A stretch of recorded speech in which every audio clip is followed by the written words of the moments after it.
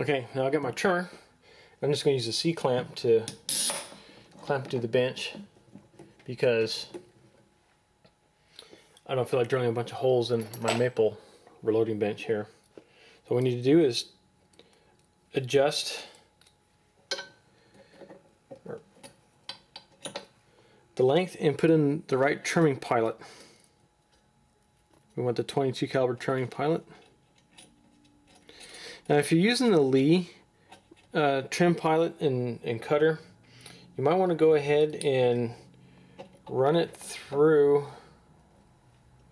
slowly on your drill, because you don't really want to force it down that mandrel real fast, because it can stick. Because don't forget, we haven't necked this thing up yet through the expander ball. Now what I'm going to do is I'm going to take a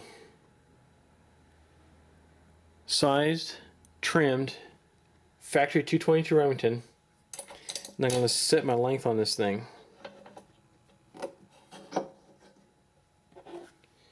Easy done.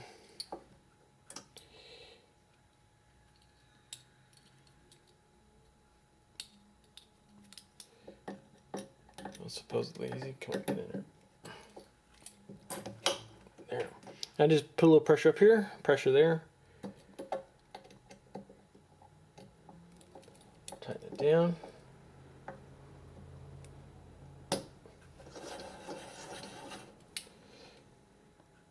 I give it a twist like this just to make sure that it's not going to cut too much. And now I'm only going to trim the case that we worked on earlier. As you can see, we still need to put this through the expander ball.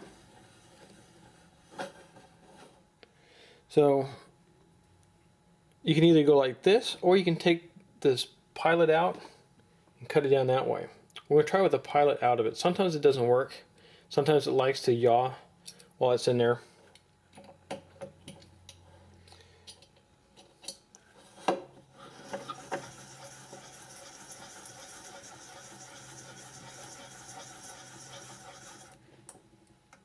Let me go ahead and zoom this in on you.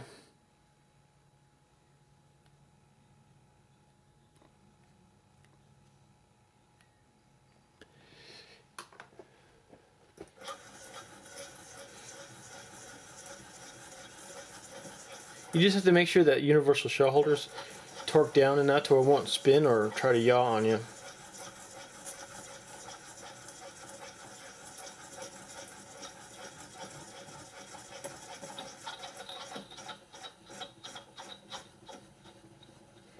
And you'll hear when it stops cutting.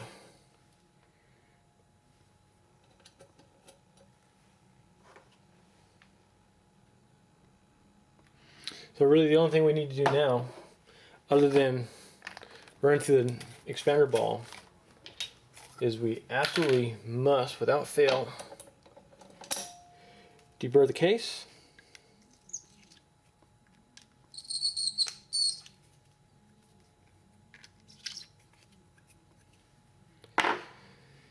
And once we're done, this is what we're going to end up with. Two near identical cases.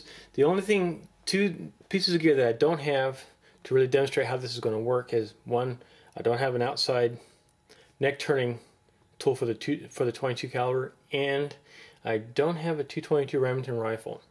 So when you're done, what you want to do is make an action-proofing dummy, and you probably won't have a problem with this because you're not really necking it down, you're just pushing the shoulder back. Take a bullet, seat it to the factory specified length or whatever the manual says, and try to chamber it. Now if you chamber it and the bolt locks up, maybe a little stiff, no big deal, has to be fire formed right, then you're okay.